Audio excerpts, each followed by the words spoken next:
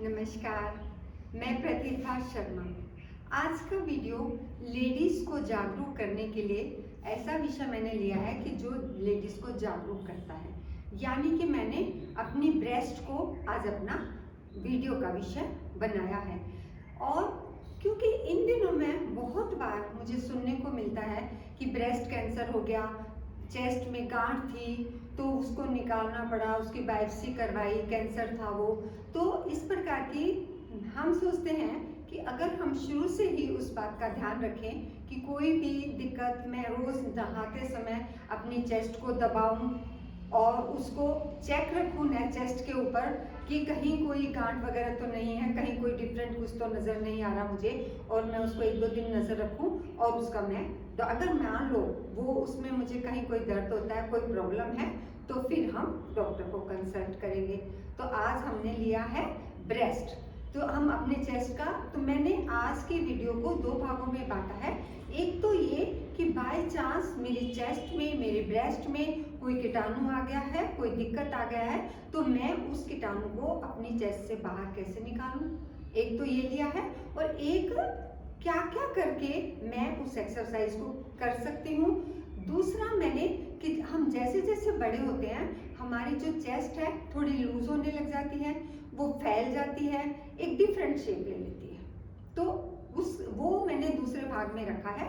तो पहले हम बात करते हैं कि अगर मेरी चेस्ट में, मैं तो कहती हूँ कभी दिक्कत आए ना, पर बाय चांस कोई प्रॉब्लम हो गई है तो मैं उससे कैसे उससे बाहर निकल सकती हूँ। तो जैसे कि हम कहते हैं अगर मैं रूटीन के जीवन में भी कुछ ऐसी बातें अपना लूँ तो मैं उसका फायदा उठा सकती हूँ। जैसे शंख बजाना, पूजा करते समय अगर हम शंख बजाते हैं, ये बहुत अच्छी एक्सरसाइज है। बाजा बजाना, माउथ ऑर्गन बजाना, बांसुरी बजाना और सीटी बजाना। सीटी हम खाली ऐसे करके सीटी बजाने की एक्टिंग भी कर सकते हैं और वास्तव वाली सीटी भी बजा सकते हैं, और शंख बजा सकते हैं, बांसुरी बजाते हैं। हमने देखा कृष्ण भगवान जी कितनी बांसुरी बजाया करते थे। बांसुरी बजाना वैसे भी अच्छा लगता है, बेशक वो हमें एकदम स्वर के साथ में नहीं आती है, तभी भी हम सिर्फ आवाज फूंक से ही मारते रहेंगे तो भी मैं उसका फायदा उठाऊंगी। उसके अलावा जब हम गाना गाते हैं या कोई भजन गाते हैं जिसमें मेरा स्वर कभी ऊपर जाता है, कभी नीचे आता है, वो भी मेरे श्वास का, मेरे चेस्ट की उसकी एक्सरसाइज होती है। तो हम इस प्रकार से हम इन बातों का ध्यान रखेंगे। तो इसमें मैं सबसे ज़्यादा, जो मैं घर में रहकर कोई भी चीज़ मेरे पास बाई चांस नहीं है, बांसुरी नहीं है, सीटी नहीं है, तो सीटी तो हम वैसे मुंह से बजा सकते हैं, लेकिन मैं गुब्बारे फुला सकती हूँ। बहुत फायदेमंद है गुब्बारे फुलाना। और बाय चांस, मैं तो कहती हूँ भगवान ना करे आपकी चेस्ट में कोई दिक्कत हो गई है, ना भी दिक्कत आए तो भी मैं कहती हूँ इस प्रकार की कुछ एक्सरसाइज हमें करती रहनी चाहिए। क्योंकि जब मैं गुब्बारा फुलाती हूँ तो मेरा फेस, मेरी गर्दन, मेरी चेस्ट, यहाँ तक कि मेरे नाभि तक, मेरा पेट वाला हिस्सा भी काम में आता है। जब इतने सारे पोर्शन उस चीज़ का पर काम कर रहे हैं और जब मैं श्वास को बाहर छोड़ रही हूँ प्रेशर के साथ, तो टॉक्सिन्स भी बाहर निकलेंगे उसके साथ। तो हम आज देखेंगे किस किस प्रकार से मैं भिन्न प्रकार से गुब्बारे फुला सकती हूँ। उसको फुलाने के लिए मैं सबसे पहले थोड़ा सा शुरुआत करती हूँ। लंबा गहरा श्वास लूंगी, लंबा गहरा छोड़ूंगी। सांस चाहे मैं नाक से छोड़ूं, चाहे मैं मुंह से छोड़ूं, पेट मेरा हमेशा अंदर जाएगा और श्वास को भरते समय चेस्ट मेरी हमेशा फूलेगी। तो अभी हम नाक से ले रहे, नाक से फूल रहे, हाथ मेरा कमर के पीछे ही है। लंबा गहरा श्वास लें, चेस्ट को अच्छे से फुलाएं।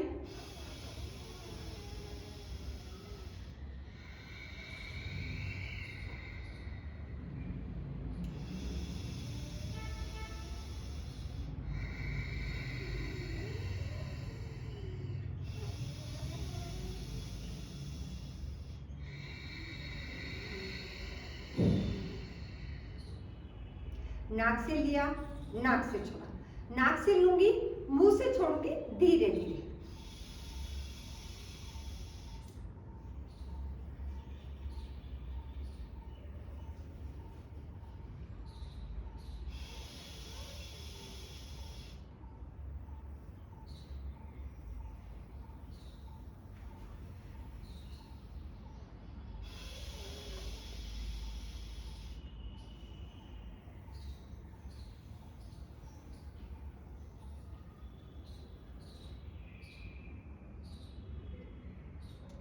जब हम नाक से श्वास लेते हैं तो नेचर ने हमारा शरीर बहुत हिसाब से बना रखा है। आप देखेंगे आपके नाक के बीच में यहाँ पे बाल लगे हुए हैं। तो जब आप सांस लेते हैं, बाहर कोई कीटाणु भी है, कोई गंदगी है, मिट्टी वगैरह कुछ है, तो वो बाल उस गंदगी को छलनी का काम करते हैं, उसको छान के हवा को अंदर जाने देते हैं। और जब वो हवा थोड़ी सी और अंदर शरीर के अंदर जाती है तो शरीर उस हवा को, मान लो मैंने बाई चांस ठंडी हवा भी नाक से अंदर ली है, तो उसको अपने शरीर के तापमान के अनुसार थोड़ा सा गर्म कर देता है। तो इसलिए कभी भी चिंता मत करें, शरीर भगवान ने बहुत हिसाब से बना रखा है, लेकिन हम बस उन बातों का ध्यान रखेंगे। भगवान ने जो शरीर हमें दिया है, उन ये नहीं करेंगे कि इनके नाक के बाल निकाल दूं मैं। जब मैं बाल नाक के निकाल देती हूँ तो मेरी हवा तो छनेगी नहीं। तो इसलिए इस प्रकार की बातों का भी ध्यान रखेंगे। तो मैं ऐसा सोचती हूँ, सिर्फ गुब्बारे फुलाना नहीं, और जैसे कि अभी मैंने बात की माउथ ऑर्गन, सीटी बजाना, शंख बजाना, ये सारी चीजें मैं चाहूँ तो मैं अपने बच्चों को उनकी प्रैक्टिस करवा सकती हूँ। क्योंकि अब हम बड़े हो गए, हम फिर भी हम अपने कुछ एक्सरसाइज करते रहते हैं, हमें इस बात की जानकारी हो गई है, लेकिन बच्चों को मुझे समझाना पड़ेगा कि इन चीज़ों का क्या क्या फायदा है। तो आज हम देखेंगे कि हम गुब्बारे कैसे फुलाते हैं। अभी हमने लंबा गहरा सांस लिया, लंबा गहरा छोड़ा, नाक से लिया, नाक से छोड़ा, नाक से लिया, मुंह से छोड़ा। अब जब मेरे हाथ नीचे ही थे तो ये ब्रेस्ट थोड़ी सी अभी छोटी है, लेकिन मैंने हाथ ऊपर कर लिए हैं, सिर के पीछे रख दिए। तो जब मेरे हाथ इस पोजीशन में आते हैं तो मेरी ब्रेस्ट थोड़ी सी खुल जाती है, यानी कि बड़ी हो जाती है। तो जब मैं इस अवस्था में सांस लूंगी तो मेरी हवा, जो मैं सांस लूंगी, मेरी ऑक्सीजन चेस्ट में अच्छी तरह से सभी चेस्ट के सभी पोर्शन में लगेगी। तो सीधी खड़ी हुई हूँ, हाथ मेरे सिर के पीछे हैं, लंबा गहरा सांस लें, चेस्ट को फुलाएं।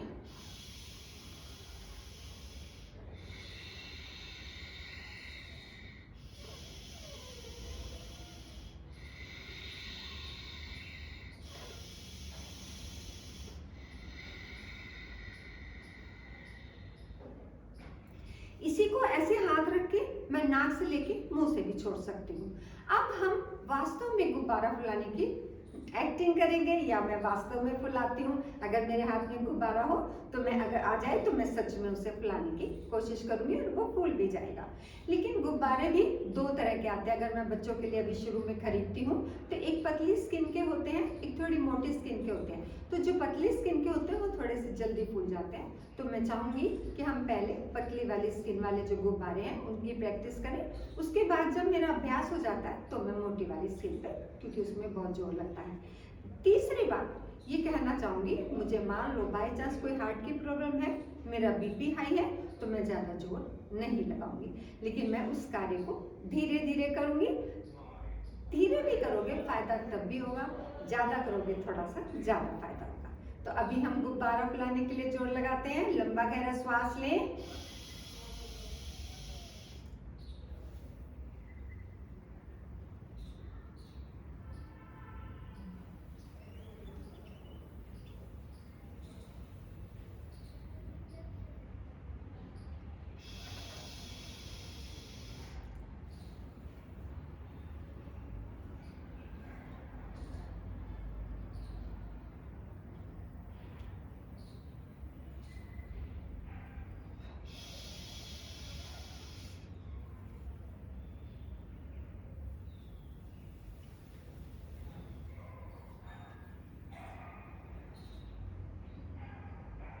किसी भी चीज की, किसी भी एक्सरसाइज की बहुत ज्यादा एकदम से शुरुआत नहीं करूंगी, धीरे धीरे उसको बढ़ाऊंगी। अभी मैंने बिल्कुल सीधा ऐसे गुब्बारा फुलाने की कोशिश की।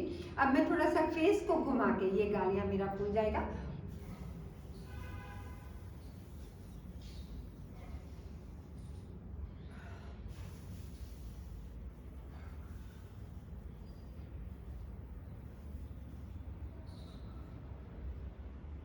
यानी कि एक साइड से मैंने पोर्शन बंद कर दिया था, एक साइड से मैंने हवा को बाहर प्रेशर के साथ निकलने दिया।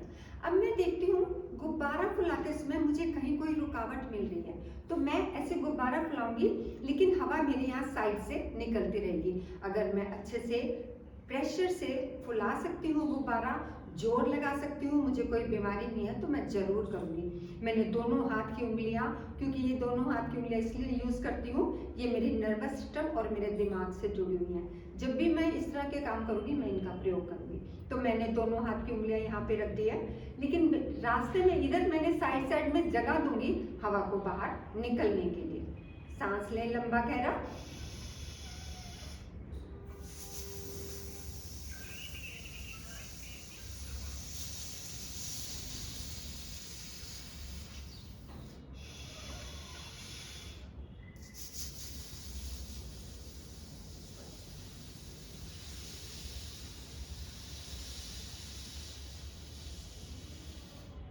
हाथों की पोजीशन चेंज, ऊपर वाला हाथ नीचे रखूंगी, लंबा गहरा श्वास,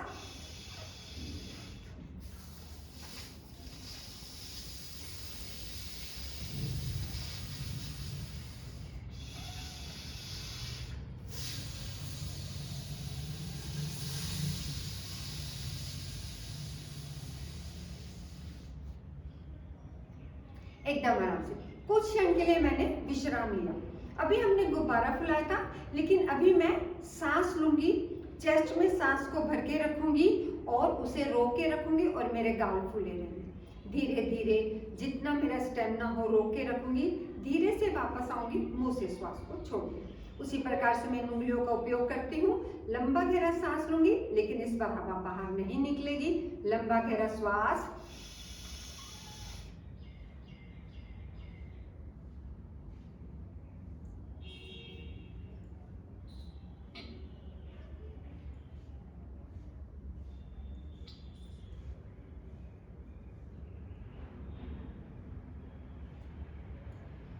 हाथ की पोजीशन, दूसरा हाथ नीचे, पोजीशन चेंज करूंगी। लंबा गहरा श्वास लें,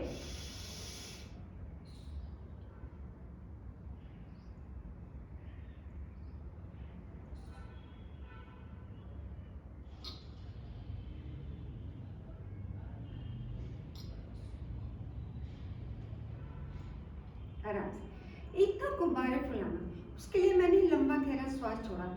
अब मैं छोटा छोटा हवा को बाहर निकालूंगी। लंबा गहरा सांस ले लें,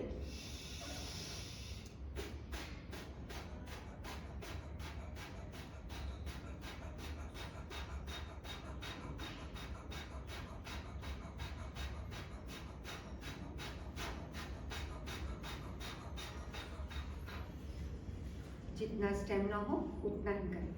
अभी मेरा फेस बिल्कुल सामने देख रहा था, अब मैं फेस को ऊपर उठा के इसी प्रकार से बार बार जल्दी जल्दी श्वास को छोड़ूंगी।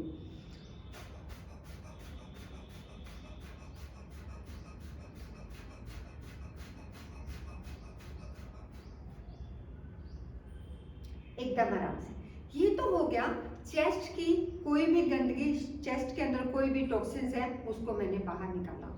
अब मैं बात करती हूँ अपनी चेस्ट की सुंदरता की।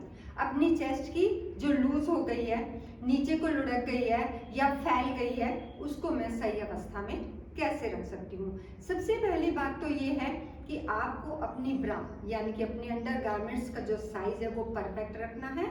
और ज़्यादा पुरानी जब हो जाती हैं या वो इलास्टिक जो उसका लूज हो जाता है, तो आप उसको रात को सोने के समय आप उसका प्रयोग कर सकते हैं। लेकिन दिन में जब आप खड़े होते हैं इस पोजीशन में, तब आपकी परफेक्ट वाली ब्रा, परफेक्ट वाला साइज होना चाहिए। ब्रा का साइज बहुत महत्वपूर्ण है, आप इस बात का ध्यान रखेंगे और इस बात को सीरियसली लेंगे। दूसरी बात, अपनी चेस्ट के ऊपर मसाज करेंगे।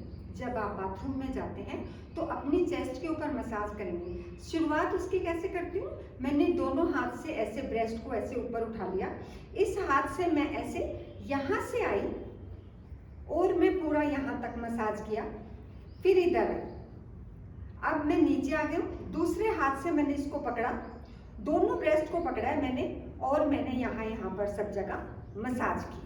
ये जो जगह, जो मेरी ब्रेस्ट का जो स्टेप होता है जिसको दबा के मेरे शरीर की स्किन को दबा के रखता है, तो जब वो इतने समय तक जब हम उसे हर वक्त पहने रखते हैं तो वो वहाँ से थोड़ा सा जो बॉडी का जो पार्ट है वो थोड़ा सा डेड हो जाता है, वहाँ पर निशान भी पड़ जाते हैं। तो हम उसको भी जीवित रखेंगे, उसके लिए हम इस मसाज को बताते हैं कि आपको ये मसाज करने चाहिए दोनों ब्रेस्ट को ऊपर उठा के। उसके अलावा आप यहाँ गर्दन से शुरू करके यहाँ बीच में जहाँ से आपकी ये फूड पाइप जा रही है डुडुनम तक पहुँचेंगे, यहाँ पर सब जगह मसाज करेंगे।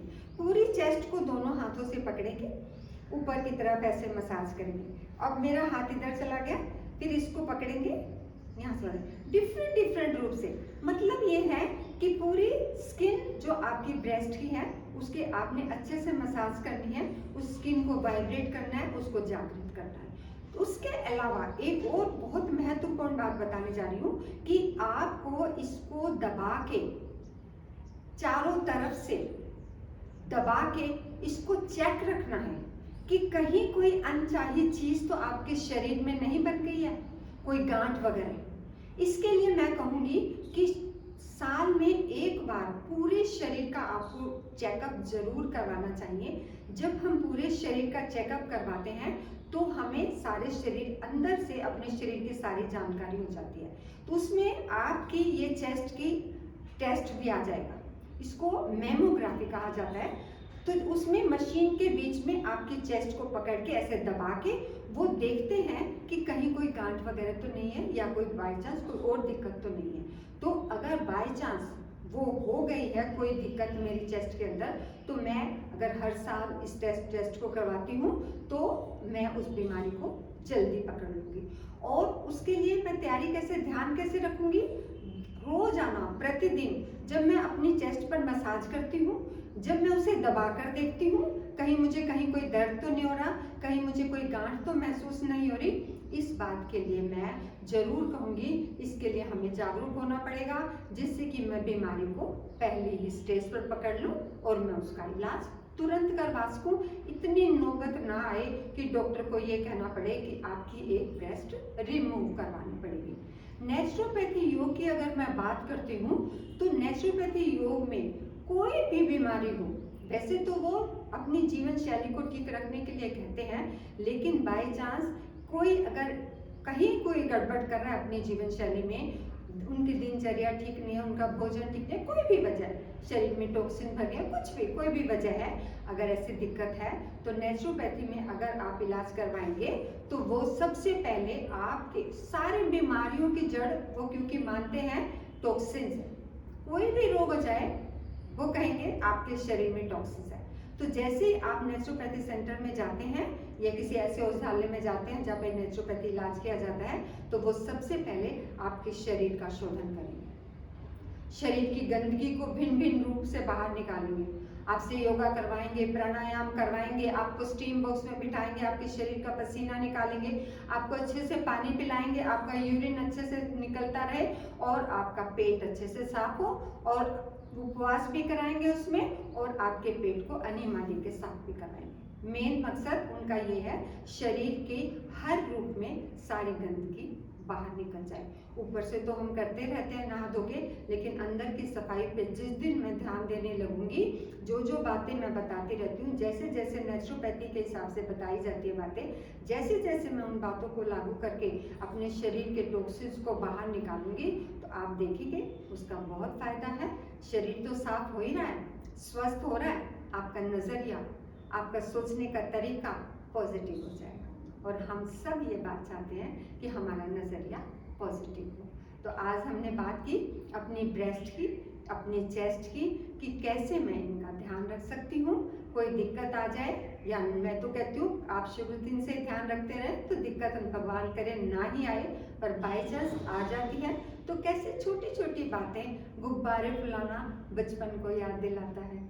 तो हम इस प्रकार के जीवन में अपनी बातों को अपनाएंगे और इसके ऊपर मसाज करेंगे और इसके ऊपर चेक रखेंगे दबा दबा के देख के, और बाई चांस कोई भी अनचाही चीज़ मुझे अपने शरीर में, शरीर के किसी भी अंग में, मैं ब्रेस्ट नहीं कहती, शरीर के किसी भी अंग में मैं कोई डिफरेंट चीज़ मुझे दिखाई देती है तो मैं 2-3 दिन उसके ऊपर नज़र रखूंगी और उसके बाद मैं डॉक्टर को कंसल्ट करूँगी। इसी प्रकार से ऐसे ही विषय हम लेते रहेंगे और अपने आप को जागरूक करेंगे। लेडीज़ का स्वस्थ रहना बहुत ज़रूरी है। जब हम स्वस्थ रहेंगे तभी हम पूरे घर को ठीक रख सकते हैं, अपने बच्चों का सही से पालन पोषण कर सकते हैं। अगर मैं ऑफिस में काम करती हूँ तो मैं ऑफिस के काम को अच्छे से कर सकती हूँ, और इन सब बातों के लिए स्वस्थ रहना बहुत ज़रूरी है। तो इसलिए मेरे साथ जुड़िए, मेरे वीडियो देखिए, जो मैं बातें बताती हूँ उन्हें अपने जीवन में अपनाएं। धन्यवाद।